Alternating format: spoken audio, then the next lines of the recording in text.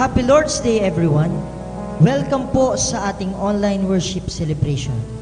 Kami po ay nagagalak na kayo ay muling makasama sa ating pagtitipon sa araw na ito.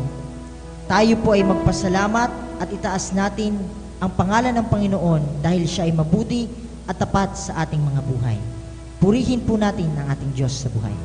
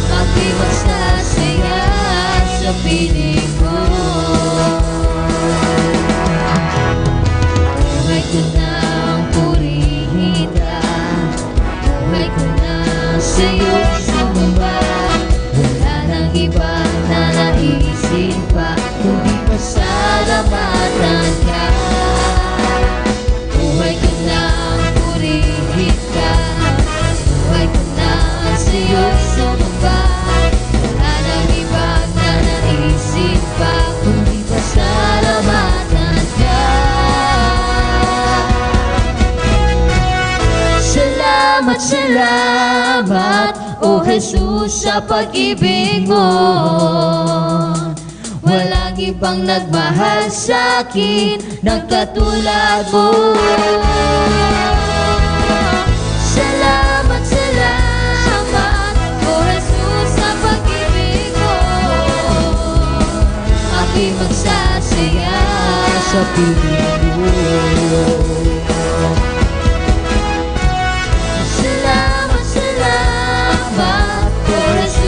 Pag-ibig mo, palagi pang nagmahal sa akin ng katulad mo. Salamat, salamat, O Jesus, sa pag-ibig mo. Ako'y magsasaya, ako'y magsasaya, ako'y magsasaya sa piling mo.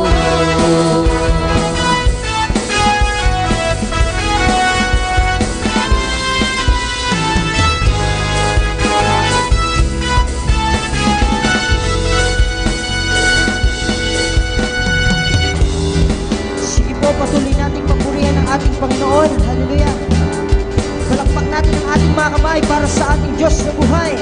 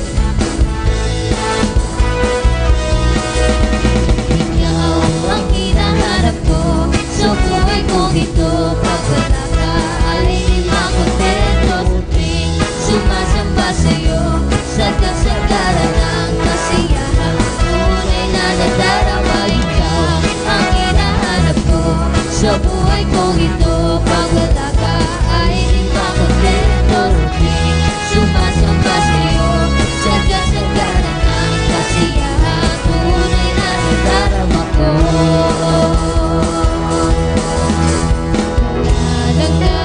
Masigit, wala nang mas lalapit sa lawak ng pag-ibig na aking nakamit. Wala nang masigit, wala nang mas lalapit sa lawak ng pag-ibig na aking nakamit.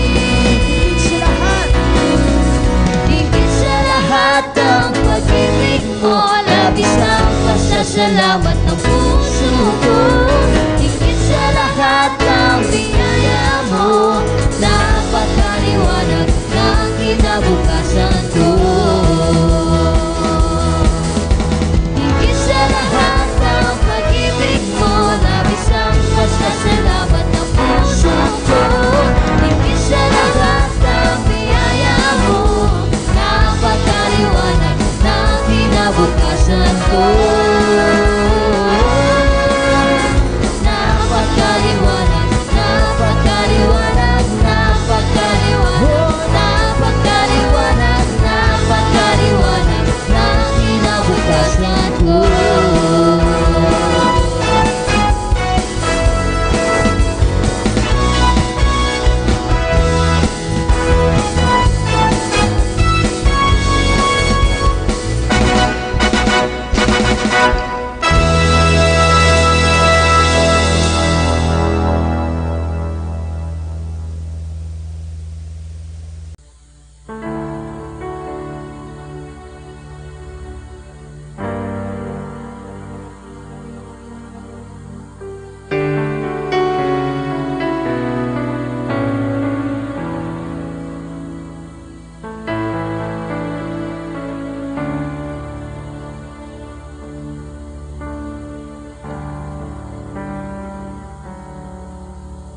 Katapatan mo, O Diyos, tunay at dakila. Ang pag-ibig mo'y wagas at walang kapantay. Sa aming puso, sa aming buhay,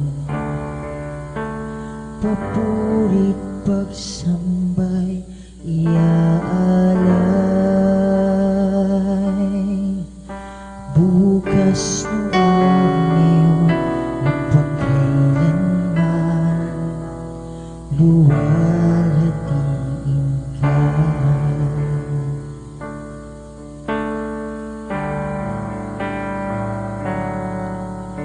Katapatan mo, O Diyos, tunay at dakila. Ang pag-ibig mo'y wagas at walang kapantay. Sa aming puso, sa aming buhay, papurit pagsambay iaalay. Bukas noon, ngayon at pagkailanman, luwalhatiin ka.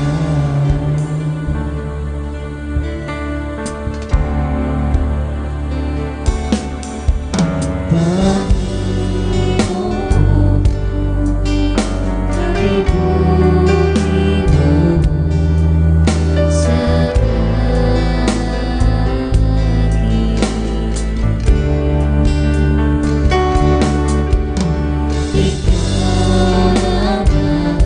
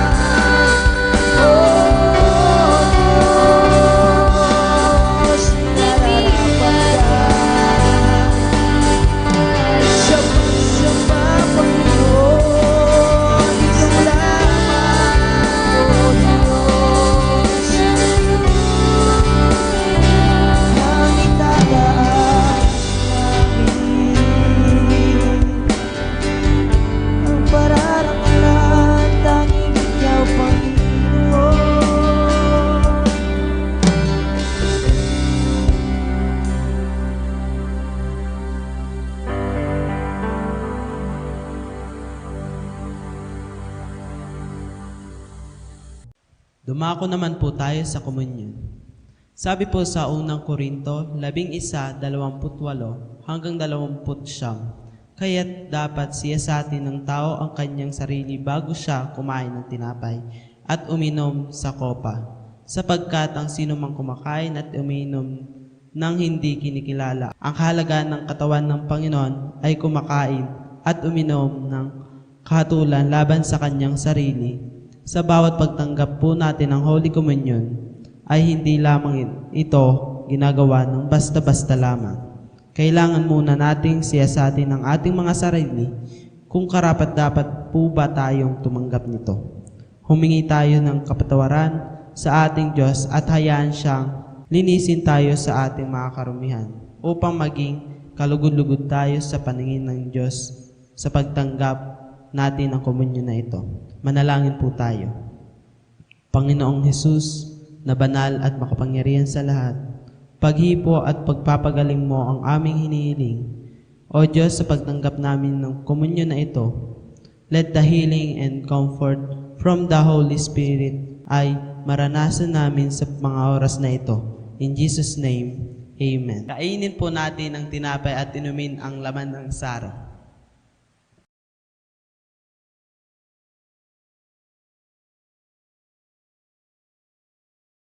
Dumako naman po tayo sa ating pagbibigay. In 2 Corinthians 9:7 says, "Each of you should give what you have decided in your heart to give, not reluctantly or under compulsion, for God loves a cheerful giver." Ang pagbibigay sa Diyos ay hindi yung may mabunot ka lang sa bulsa mo. Hindi yung napipilitan ka lang at hindi yung kulang-kulang. Kapatid, ang pagbibigay ay dapat na mula sa puso. Masaya ka at excited ka. Alalahanin mo lagi na may ibabalik ang Diyos, na hindi matutumbasan ni inuman. Maaaring hindi ito pera, pero asahan mong ikasasaya mo. Magbigay po tayo. Maaari nyo pong ipadala ang inyong mga tithes and offering sa mga account numbers na makikita nyo sa inyong mga screen. God bless.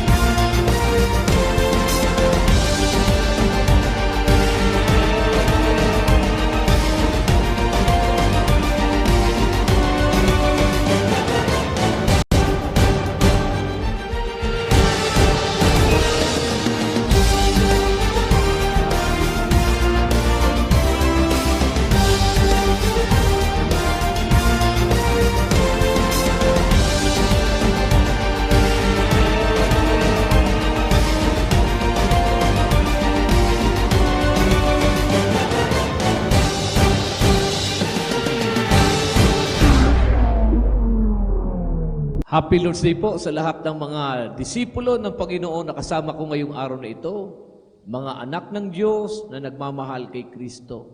Sabi nga, kung siya ang pinakamamahal mo, sa Kanya mo dapat pinaiikot ang buhay mo. Nais ko po kayong kausapin bilang mga disipulo ng ating Panginoong Diyos.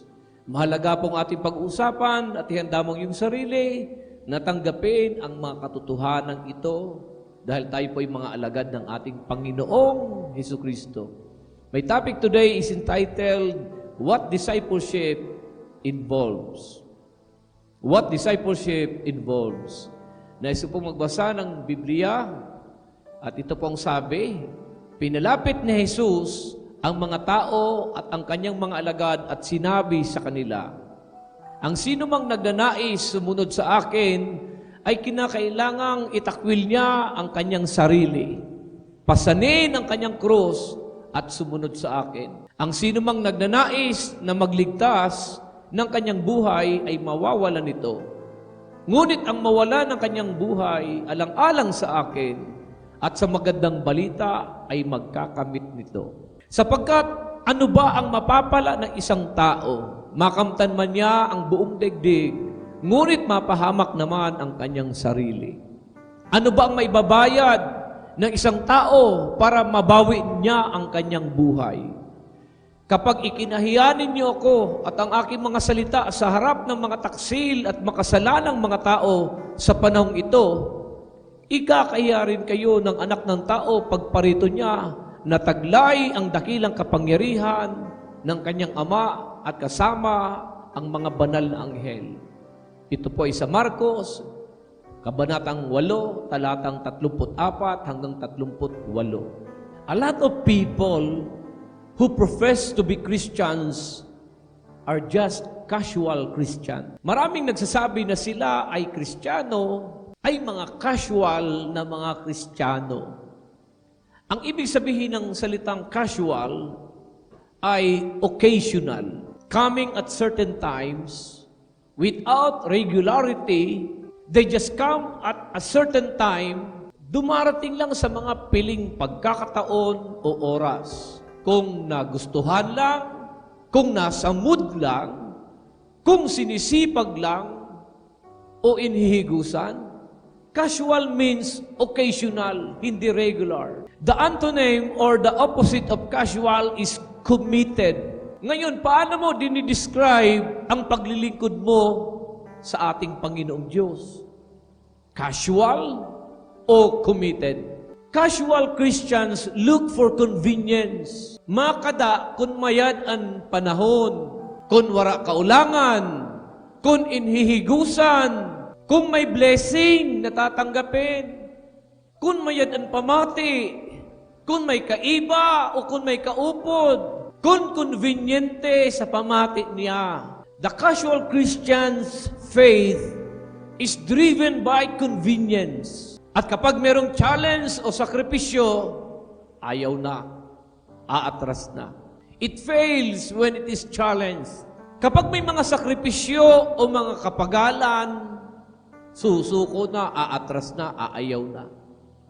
Casual Christians only look for comfort as long as it feels good, as long as the topic feels good to me, as long as the place feels good to me, as long as the cell group feels good to me, as long as the Simbahay Connect feels good, as long as I feel comfortable with it. Lahat ba ng panahon sa cell group feels good to us?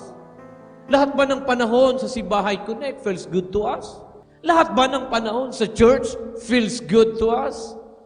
Lahat ba ng panahon sa relasyon feels good to you? Lahat ba ng panahon sa mentoring o discipleship feels good to you? So, kapag hindi na komportable, iiwanan na ang cell group, iiwanan ang discipleship, iiwanan na ang Simbahay Connect, iiwanan ang church. Ganun po ba, kapatid? Casual Christian is only looking for cost-free. I will be glad to participate as long as it doesn't cost me anything. Sasali ako. Magsusupport ako basta wala akong bibitawan. Magjo-join ako basta libre. Basta wala arambagan. Basta diri ako mapapagal. Basta diri ako masasakitan. Mga kaibigan, mga kapatid, mga disipulo ng Panginoon, ano po ba talagang ine-expect ng Diyos sa atin? This morning, I want us to look at what Christ expects of His followers. What is involved in discipleship? Ano po ba ang ine-expect ng Panginoon sa isang Kristiyanong disipulo? 269 times ginamit ng New Testament Bible ang salitang disciple. 3 times lang binanggit ang salitang Christian. Approximately 15 years after the day of Pentecost. In Acts 11:26, and the disciples were called Christians first in Antioch. Dapat lahat ng Kristiyano ay disipulo. Bakit, kapatid? Una, discipleship involves learning. In Matthew 11:28, sabi ng Panginoon, "Come unto me, all ye that labor and are heavily laden, and I will give you rest. Take my yoke upon you, and learn of me, for I am meek and lowly in heart, and ye shall find rest in your souls." The word disciple itself means a learner, a pupil. Ang disipulo ay learner. Kung ano ang itinuturo, pinapractice at ipinapamuhay kasi learner nga. Doer of the word ang isang disciple. A learner should be a practitioner. And you practice and live what you have learned. Tinuturoan ka ng pagtatides, dapat pinapractice mo at nagiging lifestyle mo ang pagtatides. Tinuturoan ka ng paggalang sa magulang o nakatatanda, dapat ito ay maging lifestyle mo ang paggalang sa magulang. Tinuturoan ka ng dissenting pananamit, dapat ito ay maging lifestyle mo. Bakit nagsusuot ka pa uli ng mga flirt na damit? Who is glorified when you break the modesty lifestyle? Tinuturoan kang unahin ang Diyos. Make it a lifestyle. Tinuturoan kang mag-pray. Learn and live it. Tinuturoan kang sumunod. Bakit pinapractice mo ay pagsuway? When you practice what is being taught by your mentor, it will not bring harm to you, but more good to you. Basic na basic ang pagtuturo ng tamang paggalang, tamang pagpili ng taong sasamahan, tamang pananamit, tamang salita, tamang kilos, tamang pagsunod at pagpapasakop, tamang lugar na pupuntahan. Gawin mo na lang, kapatid. The more you do the opposite, the more you become a hard and a stubborn learner. Practice what you have learned and be at your best to please God. And secondly, your discipler. Master the basic and go deeper in your learning. Moral learning, theological, academic, and everything that pertains to God and to your personal life, such as respect, accountability, stewardship, punctuality, courtesy. Be a good learner. What have you learned about God, about His plan, about His promises, about this life, and about your relationship with Him? There's a lot more to learn. I-practice natin kung anong ating natututunan. And don't go back to your past. Kapag merong ipinagagawa ang disciple mo o mentor mo, do it with commitment, not just compliance. Kasi kapag compliance lang, mapapagod ka, kapatid. Piniplis mo lang sa umpisa ang iba. Pero ikaw mismo walang conviction sa ginagawa. Pero kapag you do it with commitment, you put your heart and your soul into it. Kahit mahirap ay nagiging magaan ang pagsunod kasi nag-commit ka. At ang commitment mo na yan ang magsasabi mismo sa sarili mong, hindi ko tatalikuran ang bagong landas na aking pinili. Tamang mga tao, tamang lugar, tamang pananamit, tamang kultura, tamang ugali. Ito yung aking pinili. Your commitment to what you do will make you love what you are doing. Ito yung una, discipleship involves learning. Pangalawa, discipleship involves living. Sabi ng Biblia, pinalapit ni Jesus ang mga tao at ang kanyang mga alagad at sinabi sa kanila, ang sinumang nagnanais sumunod sa akin ay kinakailangang itakwil niya ang kanyang sarili. Pasanin ang kanyang cross at sumunod sa akin. And when He called the people unto Him with His disciples also, He said unto them, whosoever will come after me, let him deny himself and take up his cross and follow me. During the ministry of Christ, madaming sumasabay sa Kanya saan man siya magpunta. Nakikinig ng pangangaral niya, pinagmamasdan siya, nag-uusap-usap tungkol sa Kanya. Pero hindi naman talaga mga disipulo niya. Kumbaga, nakiki-joyride lang. They listen to Christ, they watch Him, they talk about Him, but they were not disciples. Nung si Lord ay nagpabuhat sa kanila ng cross ng pagtatakwil sa iyong sariling mga kagustuhan, madaming nagsialisan. Discipleship involves denying yourself. You have to leave something in exchange for greater things. He wanted to make it clear to them, what discipleship involves. Discipleship involves living.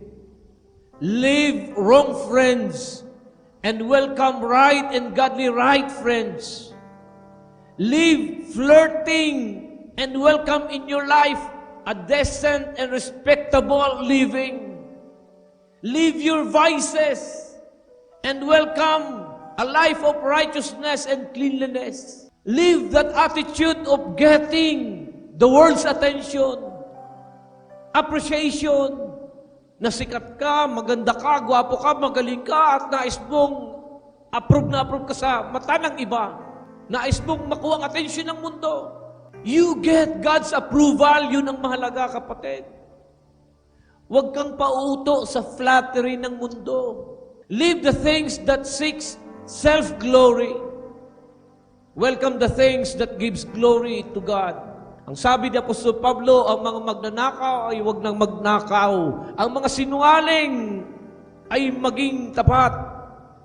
Ang mga mandaraya ay tamang mga timbangan. Ang mga mahilig sa away ay maging mapagpamayapa. Ang mga matitigas ang ulo at mga masuwayin ay magsimulang sumunod at magpasako. Hubarin na natin ang ating dating pagkatao at isuot na ang kasuutan ni Kristo. The Lord says, if we are to follow Him, if we are to be His disciples, we must deny ourselves. Live your old life. Live your past life. Lahat ng bakas ng kahapon, atin ang iwanan. Huwag ka nang magtira o mag-iwan ng bakas ng iyong kahapon. Leave it all. Christ says that we must be willing to leave it all, to abandon it all in order to follow Him. Christ says, give me all. I don't want so much of your money and so much of your work. I want you. I have not come to torment your natural self, but to kill it. Christ says, I want to kill the way you dress up. That does not reveal my glory. I want to kill the way you behave. That does not reveal my character. I want to kill the way you live. That does not honor my name. A religion that gives nothing, costs nothing, and suffers nothing is worth nothing, sabi ni Martin Luther. Discipleship involves learning. It involves living. Pangatlo, discipleship involves losing. Take up His cross and follow me. Ang sino mang nagnanais na magligtas ng kanyang buhay ay mawawalan nito.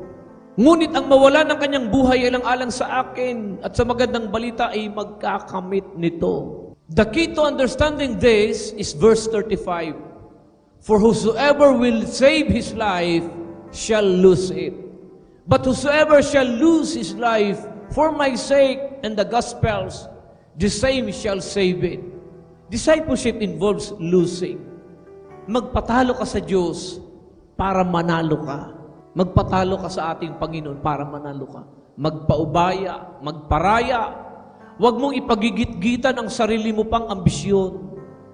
Huwag mong ipagigit-gitan sa Panginoong Diyos ang sarili mo pang kagustuhan, mga kasalanan, mga bisyong hindi ka aya-aya. Lose it. Pakawalan mo. Deny yourself. Give it all to God.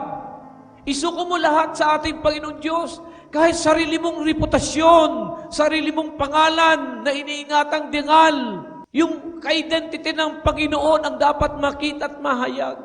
Losing is exactly what Christ expects from those who would be disciples. We must give up our lives and die to self. Sabi ni Pastor Bonhoeffer, when Christ calls a man, He bids him, come and die. It is only through losing our life to Christ that we really achieve life. Si Lord at kay Lord na dapat umiikot ang buhay at debosyon mo. Hindi mo siya ikinahihiya at hayag mong ipinakikilala sa mundo ang paglilingkod mo at pagbabago mo, kapatid. Na makita ng lahat na hindi ka na ang nabubuhay sa iyong sarili, kundi si Kristo na ang hari at buhay mo.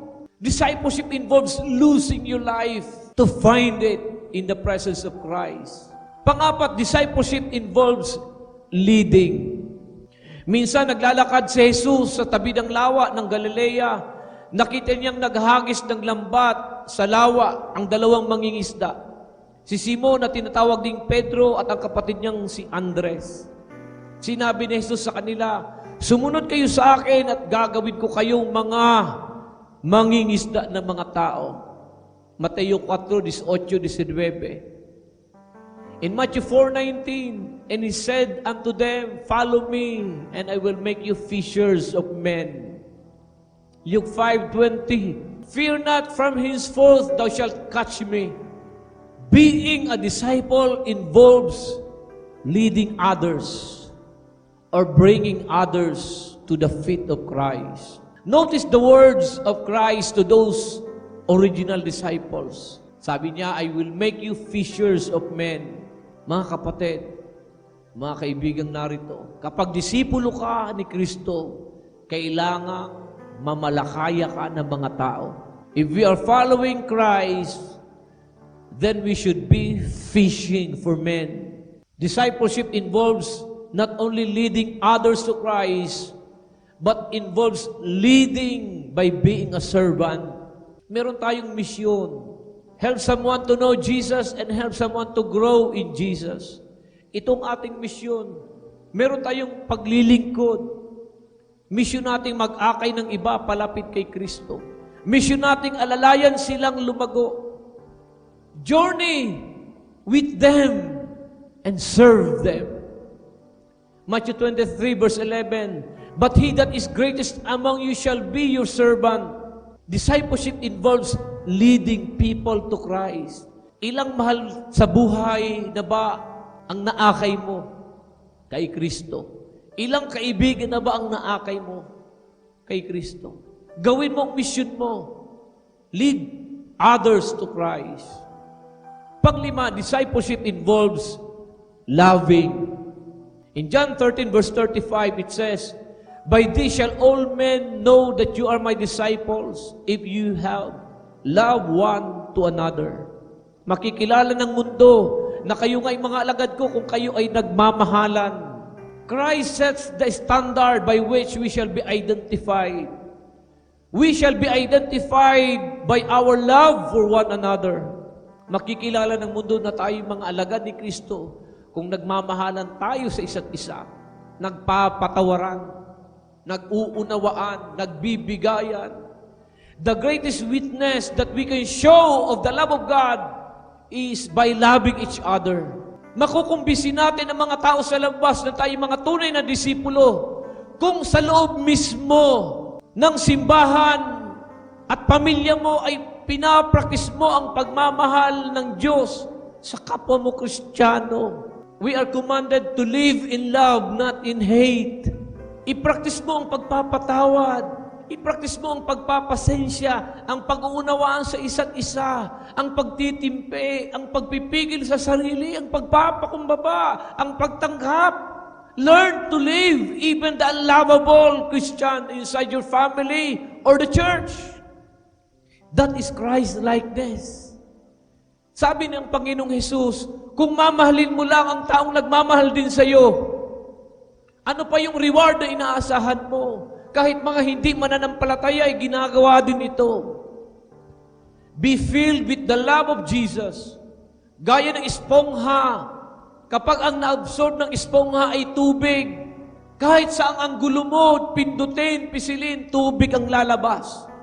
Ganon din tayo mga disipulo. Kapag punong-puno ka ng pag-ibig ng Panginoong Diyos sa puso mo, kahit saang anggulo ka, kantiin, i-offend, saktan, i-hurt, pag-ibig, pagpapatawad, pagmamahal ang lalabas sa iyo. I believe that one of the reasons why we are not making disciples as Christ commanded is because when the world look at us and our relationship with each other, they do not see disciples. Disciples are forgivers, servers, lovers for the glory of His God. Ang mga tunay na disipulo nagpapatawad. Hindi nagtatago ng sama ng loob, nagkikimkim ng galit ng sama ng loob. Love covers no record of sin. Sa aking pagtatapos, kapatid, are you really following Christ? Or just along for the ride? Disipulo ka bang tunay ng Panginoon? O nakiki-joyride ka lang?